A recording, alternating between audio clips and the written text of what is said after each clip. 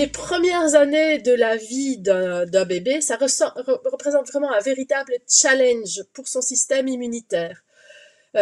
Pendant la grossesse, le bébé, il est bien à l'abri, il est bien protégé dans l'utérus de la maman.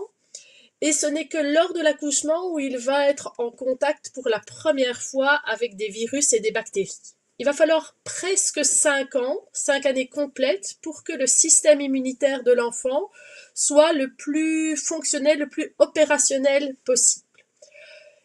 Et heureusement, il existe quand même différents types d'immunité qui sont présents, certains dès la naissance, d'autres qui vont être acquis au fur et à mesure des années.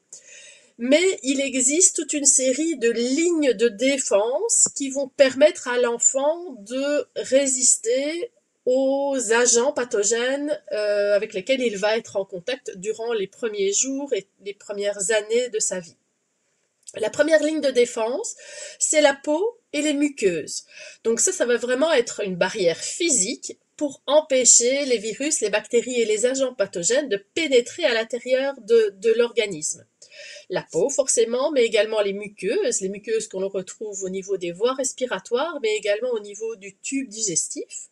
Et à ce titre-là, l'acidité que l'on retrouve dans l'estomac va jouer également un rôle de désinfection et va également participer à la défense de l'organisme du bébé vis-à-vis des agents pathogènes. Ça, c'est la première ligne de défense. Il y a une deuxième ligne de défense qui, elle, est constituée par une série de cellules de défense qu'on appelle les globules blancs. On les appelle également les macrophages. Et ces globules blancs, ils circulent dans le sang de l'enfant et lorsqu'ils sont amenés à rencontrer un agent pathogène, eh bien, ils vont vraiment l'englober, le digérer et l'éliminer, mais de façon non spécifique.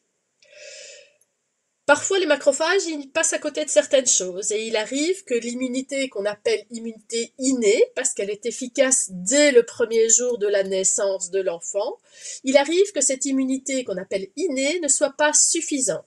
Et heureusement, nous avons une troisième ligne de défense, c'est celle qu'on appelle l'immunité acquise.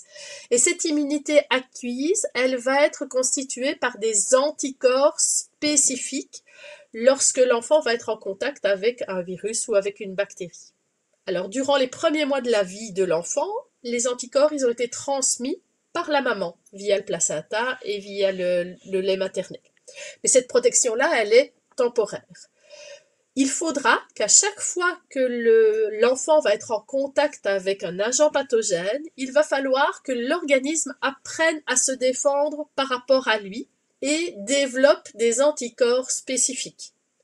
Par la suite, une fois que l'organisme aura été capable de produire ces anticorps, il va conserver la recette dans un grand grimoire et lorsqu'il sera en contact à nouveau avec cet agent pathogène, eh bien, il va être capable de refaire des anticorps spécifiques et d'éliminer beaucoup plus rapidement l'agent pathogène.